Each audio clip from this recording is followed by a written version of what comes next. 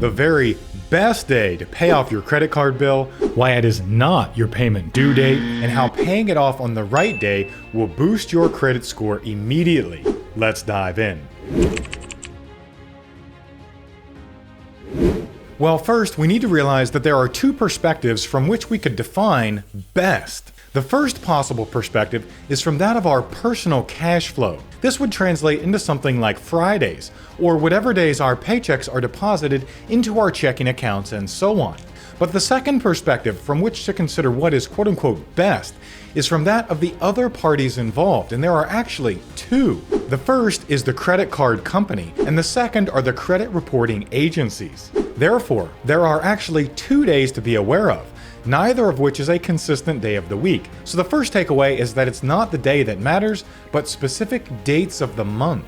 And the first date that we'll discuss is the payment due date, and the second date is the statement closing date. They're different, and both actually matter for a wealth builder, but for different reasons. Let's start with the payment due date.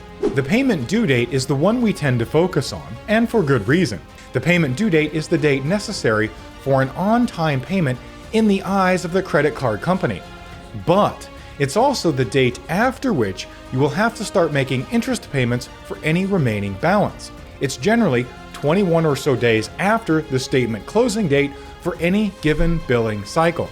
However, that's not enough for a top-tier credit score, meaning you could consistently pay your card off by the payment due date each month and still get dinged on your credit report. How could that possibly be? This phenomenon ties the two third-party dates together, and so let's define the statement closing date next. The statement closing date is the last day in a billing cycle. A billing cycle generally lasts 28, 30, or 31 days depending on the particular bank issuing the card. It's also the day you receive your credit card statement. Now, the statement closing date is also used by the card issuer for more than one thing.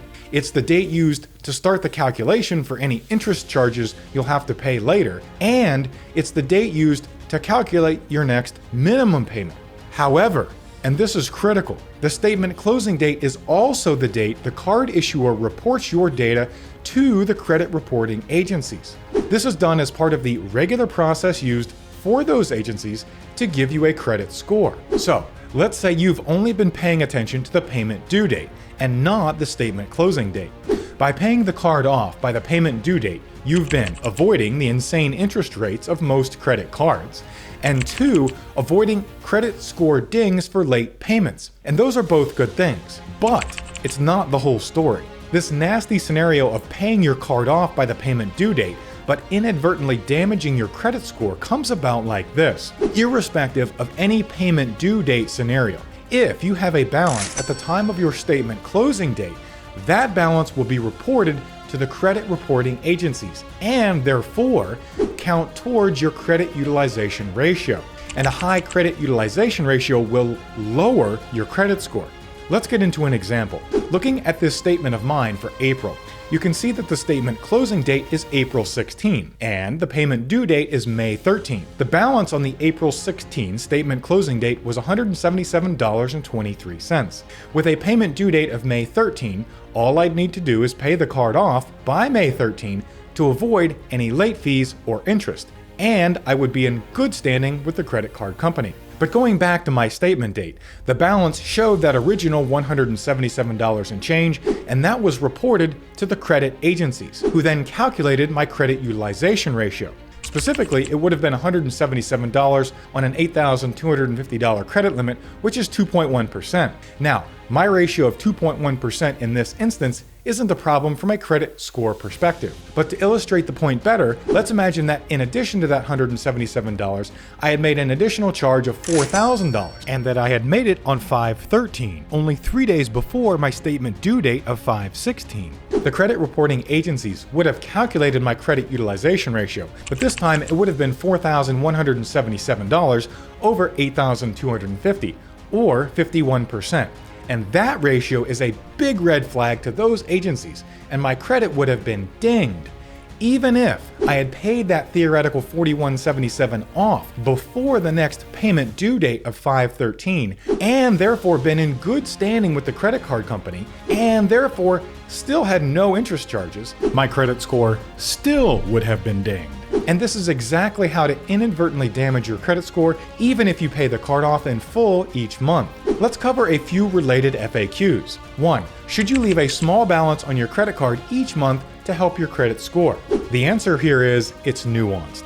Leaving a small balance on your credit card for the statement closing date and then paying it off before the payment due date can actually increase your credit score. By leaving a small balance for the statement closing date, you're signaling that you're actively using credit responsibly, but that you're not carrying a high debt load, which is favorable in the eyes of the credit scoring models. However, be careful not to mix the two dates up if you decide to play this game.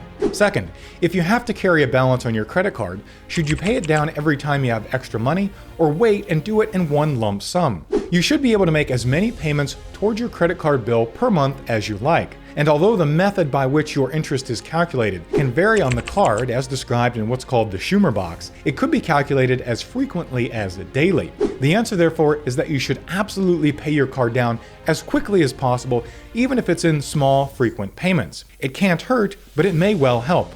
I look at all my video data. If you're finding this video helpful, I would really appreciate it if you would right now, while you're thinking about it, forward it to a loved one who'd benefit as well. That signals to me what types of videos I should make and what types I shouldn't. So if we care about our credit overall, we need to care about both the payment due date and the statement closing date, but for different reasons. To avoid late fees and interest, pay the card off by the payment due date. But to avoid all that, plus a drop in your credit score, pay it off, or all but a small amount, by the statement closing date instead. And overall, it makes sense to pay the card down as quickly as possible, even if it's in small, frequent payments.